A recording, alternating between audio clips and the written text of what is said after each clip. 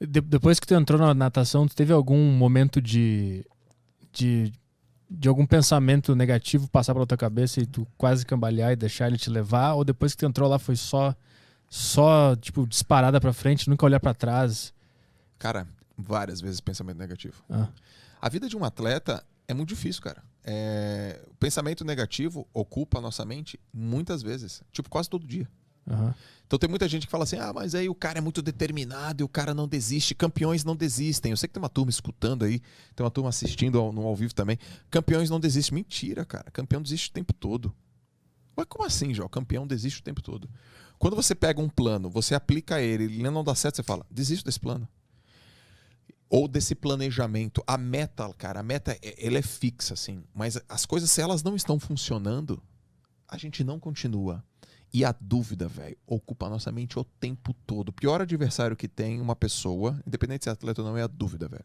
Uhum. A dúvida é muito louca, cara. E você treina, você não treinou bem hoje, você fala, e agora? Eu não treinei bem, cara. Puta competição, os caras estão treinando pra caraca.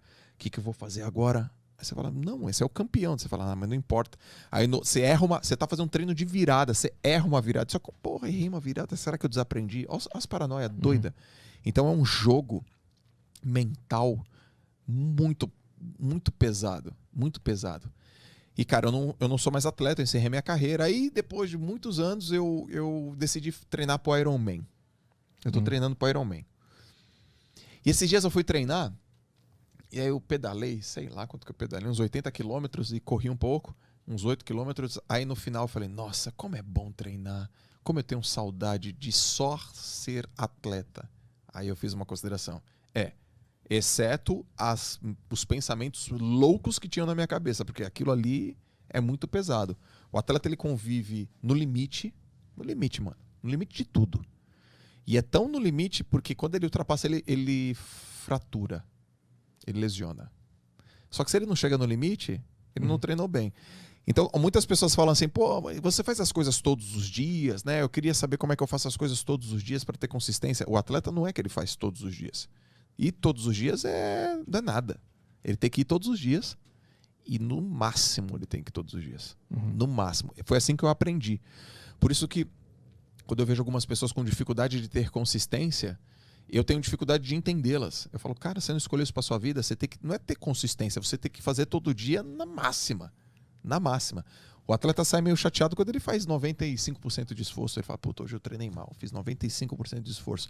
Bota um cara na academia que treinou 95% de esforço. Ele sai de lá gigante. Ele fala, cara, treinei, hein? O atleta não, ele treina 100, todo dia. 100, 100, 100, 100, 100. E às vezes quando ele passa para 110, pá, rompe, machuca. E aí quando machuca, ele recupera, volta. Aí você fala, caraca, mano, por que isso, cara? Por que isso? Pra quê? É porque o cara quer ser o melhor que ele pode ser, cara. Essa é a busca. E não é difícil. Talvez algumas pessoas falem, não dá pra ser desse jeito. Dá, porque o ambiente que você tá junto com 40 outros nadadores. Você tem 40 nadadores do teu lado. Sabe o que esses caras estão fazendo? Tudo descendo a porrada. Tudo fazendo esforço. Tá todo mundo ali. Então, aquilo vira comum. Como é que a gente pode trazer isso pra vida? Se você tá num ambiente, cara, de alta performance, de pensamento, de sentimento, de atitude, você vai ficar alta performance, você vai performar. Porque aquela galera só respira aquilo no trabalho, nos estudos, na universidade. O grupo pensa de um jeito. E se você pensa diferente, o grupo te expulsa, o sistema te expulsa. E você também não aceita gente que não pensa desse jeito. Então, muitas pessoas podem achar, meu Deus do céu, isso é muito difícil. Na verdade, não é difícil. As coisas não são difíceis quando você não coloca escolha. Não tem escolha. Qual a escolha? Ué, não tem. Então tá fácil. É fácil decidir quando você não tem escolha. É difícil quando você tem muitas. O grupo te espelha naturalmente, né? Se tu não estiver junto com ele ali. Os caras botam a mão no teu nariz e falam, meu irmão, tá louco? Você tá louco, velho? Você tá louco? Eu falo, o que foi? Tá viajando, cara. Por que você não veio ontem? Aí você fala, cara, só foi um dia. Não importa, Joel. Caraca, a gente tá treinando pra esse campeonato. Por que você não veio ontem? Daí você fala, foi mal. Não repete, hein? É muito legal isso, cara. Tu acha que no esporte a competição ela é muito clara, ela tá do teu lado, tu vê o pessoal nadando junto e existe uma competição física com uma medalha, existe ali a matéria da competição, ela tá muito bem ilustrada quando tu tá no esporte. Na vida real é mais difícil de tu entender essa competição, porque não tem esses símbolos tão claros pra gente entender, puta, isso aqui é uma competição também. Pra passar essa mentalidade de um atleta pro mundo, pra nossa vida, pro nosso trabalho e tal, sem esses símbolos tão claros, é mais difícil, porque eu acho que a preguiça, ela vem mais fácil, a procrastinação vem mais fácil, porque tu não enxerga o cara nadando. Tu imagina, o cara tá trabalhando mais que eu, mas tu não vê o cara nadando. Sim. Como é que tu trabalha nessa imaginação ou nessa batalha consigo mesmo, ignora o outro? Como é que passa essa mentalidade do atleta pra vida real? Cara, que legal. Ó, uma coisa que eu tenho visto, né, muito no mercado do desenvolvimento humano, que é o mercado que eu tô. Eu tô no mercado do desenvolvimento humano. Por quê? Porque eu quero? Não. Hoje é porque eu quero, mas é porque eu precisei. Se aos 13 anos eu não trabalhasse a minha mente, eu não ia sobreviver, cara, ali. Não dá, cara. Você precisa ter mente forte. Você precisa ter espírito de guerreiro. Eu falei, cara, preciso aprender a fazer isso, senão eu não vou conseguir competir. E aí, 20 anos depois, eu falei, cara, mas as pessoas precisam disso. E quando eu fui para o mercado do desenvolvimento humano, para a indústria gigantesca que eu estou inserido, eu comecei a ver uma frase: não se compare com os outros. Não se compare com os outros. Não se compare com os outros, Arthur. Não se compare com os outros, João. Não se compare com os outros. Não se compare com os outros. E eu parei para analisar, eu falei, cara, isso no esporte não existe, cara. No esporte é só comparação. Rock Balboa era comparação total. O tempo todo, velho. É comparação o tempo todo. Eu fui nadador, eu competia. Velho, sabe com quem que eu competi? Eu competi com o César Cielo. Eu competi com o Gustavo Borges. Eu competi com o Fernando Scherer. O César Cielo dava soco no peito. Pou, pou, pou. Antes de nadar. Do teu lado, cara. Tu já tremia na base, porra. O César Cielo é o nadador mais rápido da história. Até hoje. Tem 10 anos. 11 anos, aliás. Era muito difícil. E aí quando eu ficava fora do pódio, eu olhava lá no pódio, eu não estava lá. Por que eu não estou lá? O que o César fez diferente? Onde que ele é melhor do que eu? Ah, os primeiros 15 metros dele é melhor do que eu. Eu preciso melhorar meus 15 metros. Puta, eu dei uma travada. Travada é quando você cansa no final e fica muito para trás, assim. Nos últimos 50 metros, nos últimos lá, na volta, tava voltando 100 metros na do livro, os últimos 50 eu travei feio. Você começa a se comparar. Só que essa não pode ser uma comparação ruim, cara. Uhum. Não pode, meu. Porque é uma comparação referência. Então veja, aí você chega no mercado de trabalho, não se compare com os outros, mas o mercado te compara. Você chega no mercado de trabalho, não te compare com os outros, mas teu chefe te compara, mas a indústria te compara, o mercado te compara. Então as pessoas precisam ressignificar isso. Quando que a competição é boa? Quando que a comparação é boa? Quando ela serve de referência para você. Você não sabe se você é bom, se você é ruim, se você não tiver um parâmetro de comparação. Quando que a comparação é ruim? É quando ela atrapalha você de evoluir. Isso é ruim. Então as pessoas elas têm que ter essa capacidade. Lá minha comparação, o símbolo era medalha.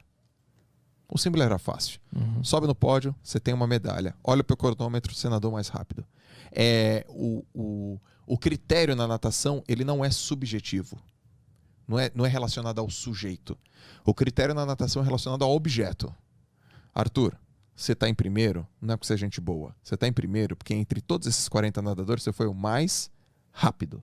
Nós medimos aqui, pega a sua medalha. Não tem subjetividade. No mercado de trabalho, algumas empresas que erram, por exemplo, na avaliação, elas são muito subjetivas.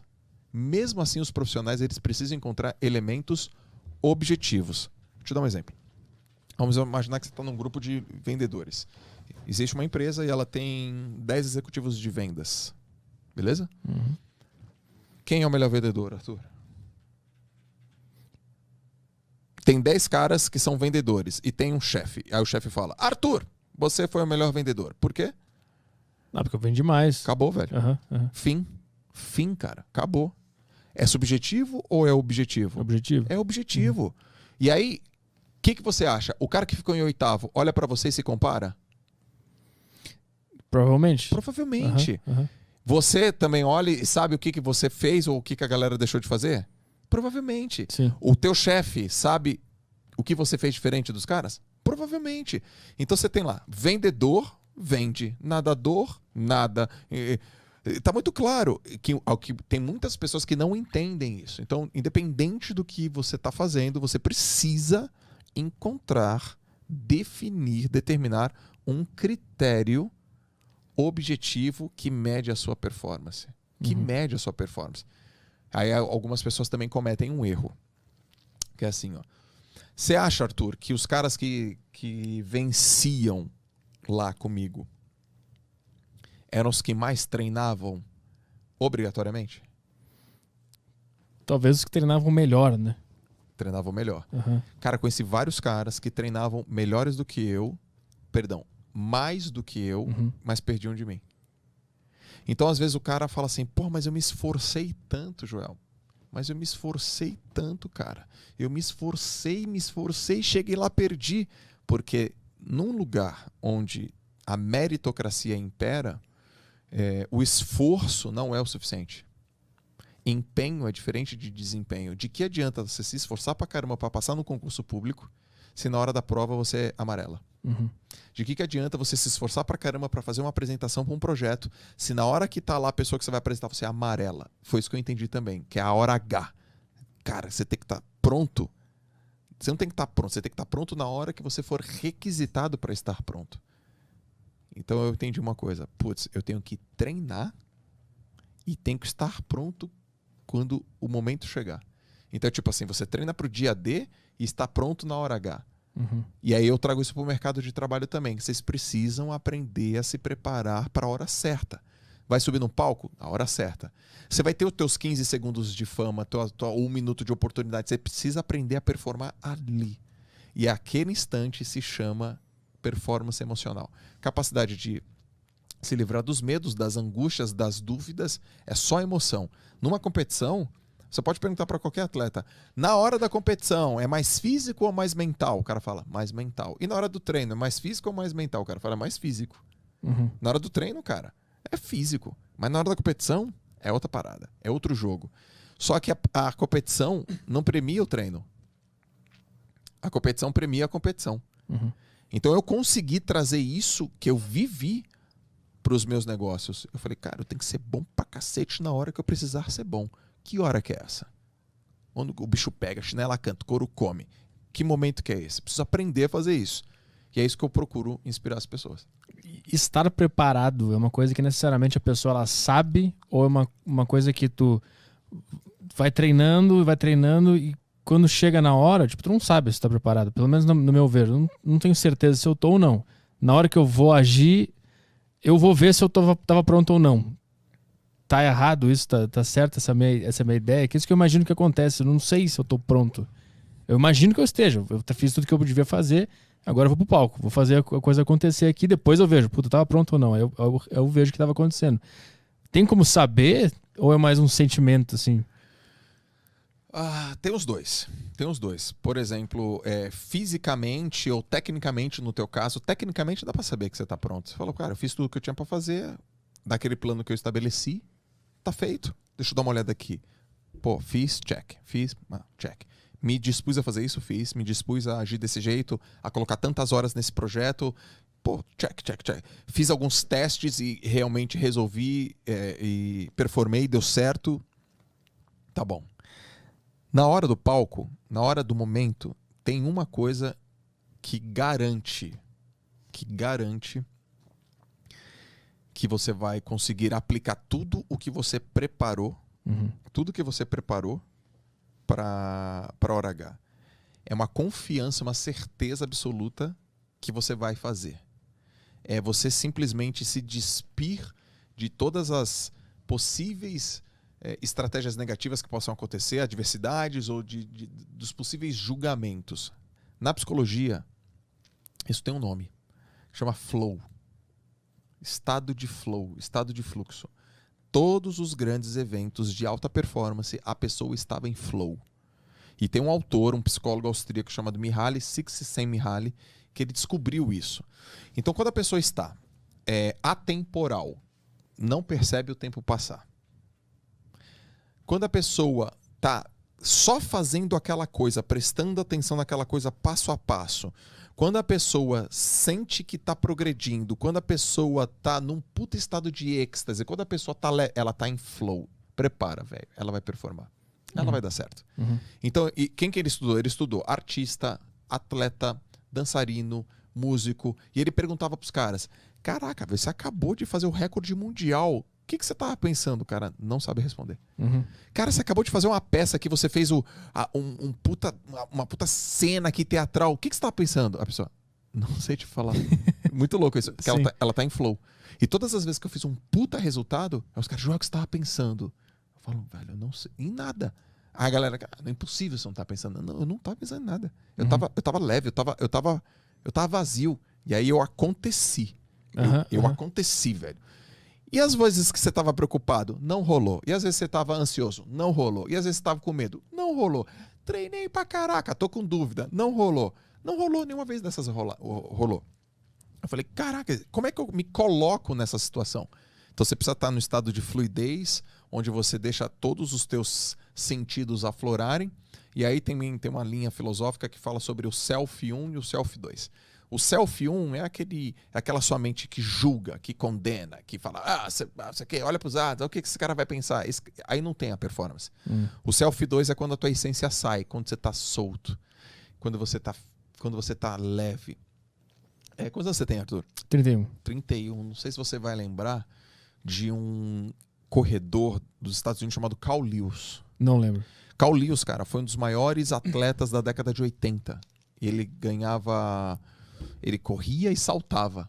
Então ele era recordista mundial de 100 metros raso, corria 200, saltava em distância. E eu lembro quando eu era moleque, eu vi ele perdendo para um outro atleta chamado Ben Johnson, que é um cara, um negão forte também que corria. E eu lembro que ele falou uma coisa que eu não entendi. Eu tinha uns 13, 14 anos, ele falou assim, quanto mais relaxado eu tô, mais rápido eu corro. Na minha cabeça, cara, correr rápido é... Tensão. Tenso, né? As suas marcas... E ele falou, não. Quanto mais relaxado eu tô, mais rápido eu corro.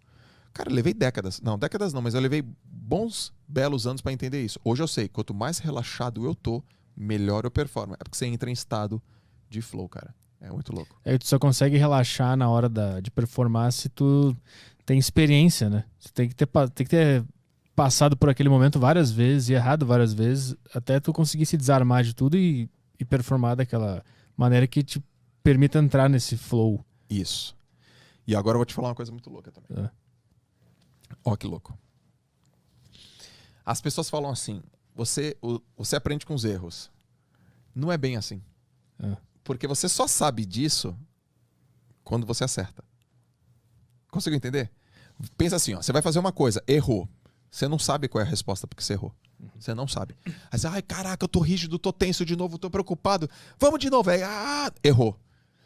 Aí quando você meio, aspas, caga e anda pro negócio, aí você vai lá e acerta. Aí você acertou. Aí é só depois do teu acerto que você fala, caraca, meu, sabe o que é? Não adianta ficar tenso. Eu tenho que ficar relaxado. Você não aprende isso quando você erra. Porque tem muita gente que fala, os erros te ensinam. Os erros te ensinam a como não fazer. Sim. O que te ensina a como fazer é o acerto.